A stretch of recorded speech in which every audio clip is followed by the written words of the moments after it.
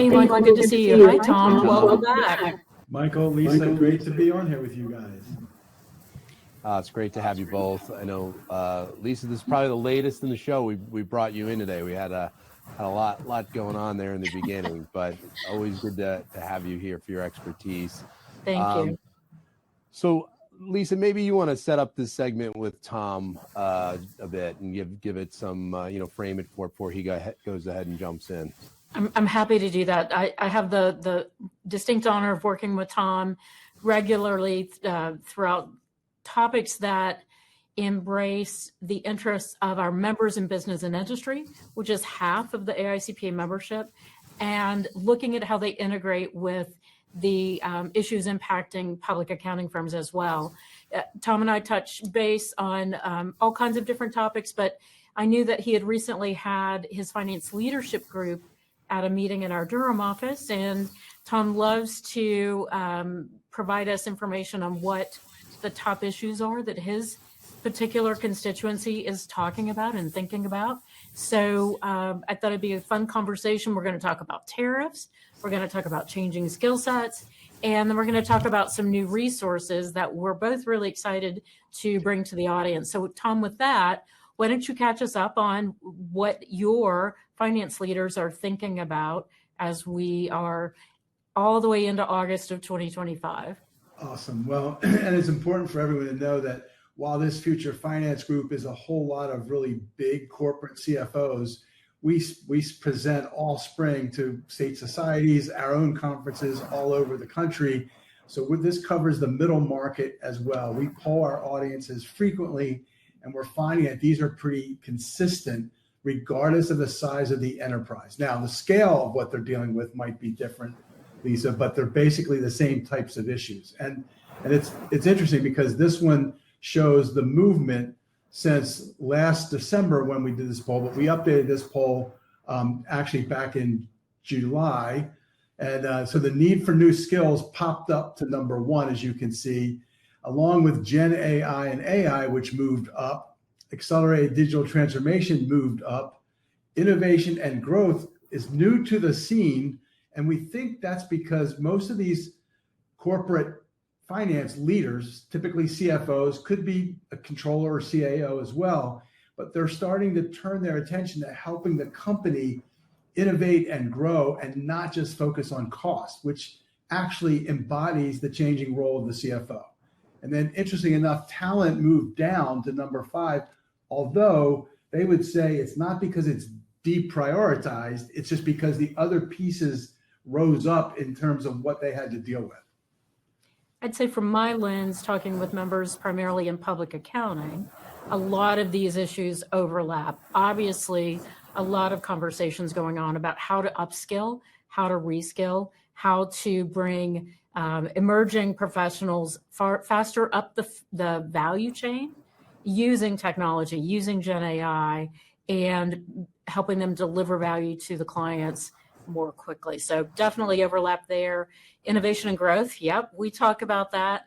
Finding and retaining talent. I think from my perspective, it depends on where you are in firm size. A lot of the larger firms we talk to are in a fairly comfortable position when it comes to talent, but medium firms, those mid-market firms that you were talking about, and smaller firms especially, are still looking to find and retain that top talent.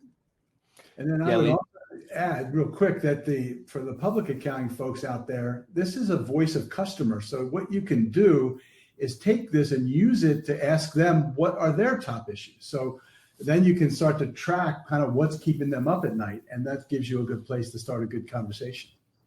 Well, and on that, Tom, again, this is the top issues that they're facing. So it's going to inform where they're going to spend their time in 2025. Yeah, this one came right from the Gartner CFO conference this past May. We were invited and actually spoke there, but this shows where the Gartner's research came out with where the CFOs are spending their time. If you look at those topics, they all tie directly to those top issues on the slide before, right? So metrics, analytics, and reporting. This is where, and then planning for budgeting and forecasting. So those top two are about this notion of being more strategic. They're moving from the rear view mirror view to a windshield view. And that's exactly what we're seeing as the change in the role of the CFO or chief accounting officer in these companies, right? They've got to become more of a co-pilot looking out the windshield to the future and helping the CEO manage the business better. And that's where you can see these priorities starting to show up. You know, Tom, one comment I'll make, and it kind of ties back to Lisa's point about the blurring really of the member in public and the member in industry, is I think about, you know, the kind of the growth that's happening in client accounting services and really the skills that are needed to be, you know, an effective leader of the CAS practice, and just how close that mirrors what it takes to be, you know, an effective CFO or controller in industry. So maybe you or Lisa just comment on that a little bit. Yeah, well, for me, it was, I think 2 years ago at Engage, we had a big finance track going on. And when we were listening to the questions coming from the audience, it sounded like they were different in a way. And I asked, raise show of hands, how many of you are in public accounting? And half the audience raised their hands. So it was those CAS practitioners who gravitated to the topic because it was about these types of things, right? So it is showing that the CAS groups out there, client advisory, this is the same movement. And quite frankly, the whole profession is starting to move into more strategic value-added roles and away from the traditional compliance to a degree. So this is where you start to tune up your advisory skills, as you will, as AI starts to supercharge all this. I love that, Tom. I think that's perfect. And for those of you who may think of client accounting services as the traditional bookkeeping services that we offered back in the 80s and 90s, it is not your father's client accounting services. This is, again, that moving up the value ladder and providing strategic insights, anticipatory thinking, and helping with these types of questions that you see on what's top of mind for CFOs. So if it's top of mind for a CFO, it's top of mind for your client. And these are capabilities that you can begin building out in either your client advisory and accounting services team or within your finance team. So it's a roadmap for the future, I think. Exactly. And I think, you know, look at the side part where what are those top kind of prompts there, those first 4 or 5. Telling better stories with KPIs, that's a big area that we're seeing. Storytelling is becoming a new skill. Integrated planning, the CFO and the finance people becoming part of the organizational strategy. Obviously, data governance, as you get more complex systems, that data is more important than ever. And then AI use cases, we're seeing real live AI applications like anomaly detection, writing MD&A reports, analyzing financials, and the general productivity, because Copilot is pretty much the standard platform, and you should be leveraging all the type tools that you got within that if you're a Microsoft shop. Tom, I know there's so much more we could talk with you about. You mentioned the changing role of the CFO moving from the windshield to from the rear view to the windshield. I want to let everyone know that in your slides for today, make sure you download those, because we've got a couple of additional insights from Tom that include that shifting perspective and also the change in mindsets that are needed to adapt in this environment and what's really going to drive success. So make sure you download those. Tom and his team have created some really thought-provoking and insightful white papers that you'll have available to look into. But Tom, I wanted to dig into some of the new resources that your team has been developing, and I'm excited about this one on business resilience. Do you want to give us a quick look at what we might find in there and the value of it? Yeah, I mean, everywhere you go, right, all we keep hearing is economic volatility, you know, the geopolitics, the shifts, tariffs, regulatory changes, inflation, you name it. So what we're finding is that, again, back to that senior finance leader in any organization, they're being called on to help the business navigate this uncertainty, thus resilience, right? So this is a business resilience toolkit full of useful, like, as you can see, strategic frameworks, financial planning, prompts for scenarios, and guidance on economic and policy risks. It's an amazing set of tools. And for you in public accounting, this could be also a map to help offer services to some of your clients that might not have a good CFO or finance team on staff that could do this kind of work. So it's useful for both. Make sure you download that. Again, there's a couple other ones that deal with finance transformation and one for reinventing finance for a digital world. But this one's our newest one and a pretty robust planning tool.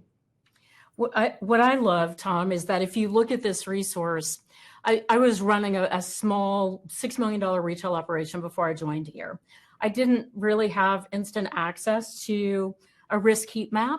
And I was doing this in 2007, man, those were some rough times. So scenario planning, heat maps, financial planning and analysis tools that you can find in this toolkit, which has been around a few years ago.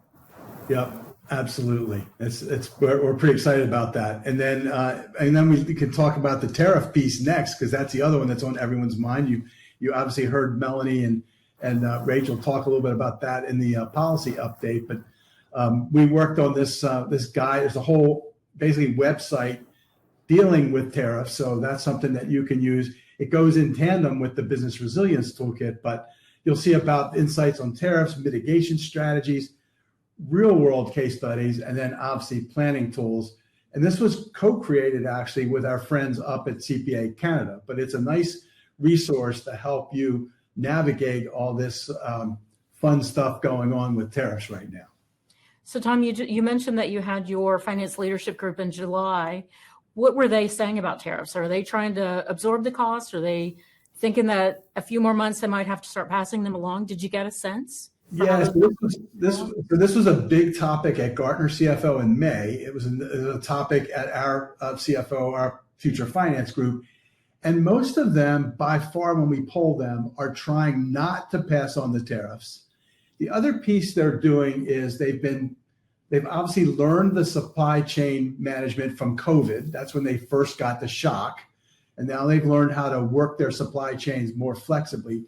So now what they're doing, Lisa, is they're looking at trying to navigate their supply chains so that they don't have to increase costs or pass on things to consumers or other parts of their supply chain. So we're seeing that happen now. If they obviously can't do that, then you might end up with some of those forced price increases. But most of them are saying, we're told by our CEOs to do everything we can not to pass on those costs, which I think is pretty cool. All right, more to come on that one for sure.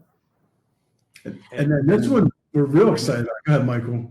No, I was just going to say, Tom, and I know we're pretty exciting how we're launching these focused communities for portions of the membership. So I was going to invite you and Lisa to maybe talk a little bit more about this one for industry. Tom and I are the guinea pigs.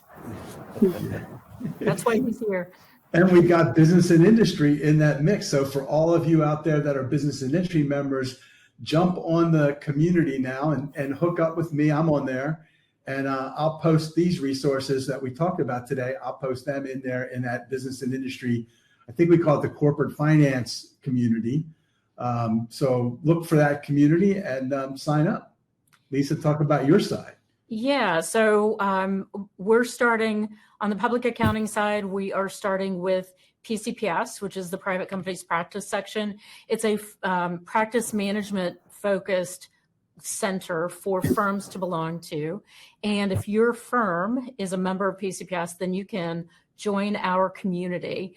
We're, like Tom, we're posting our resources in there. We're hoping to give you an area where you can build out your community, where you can build out your network, where you can engage more directly with the AICPA teams that are serving your particular areas. And we're so excited to launch it. And again, really encourage you to get in there and get active. This is a great way for us to all build networks, which have proven so valuable with examples like this town hall community that we love so much. So join us if you've got any questions. We've got resources that can help you figure out how to get logged in. And we look forward to seeing you in our Engage 365 communities. Well, awesome. That's a great segment. Tom, we do have a significant number of industry members that dial into the town hall each week. So it's great to have you in here. talking from that perspective. And we'll have you back soon, but stay with us as we're going to bring in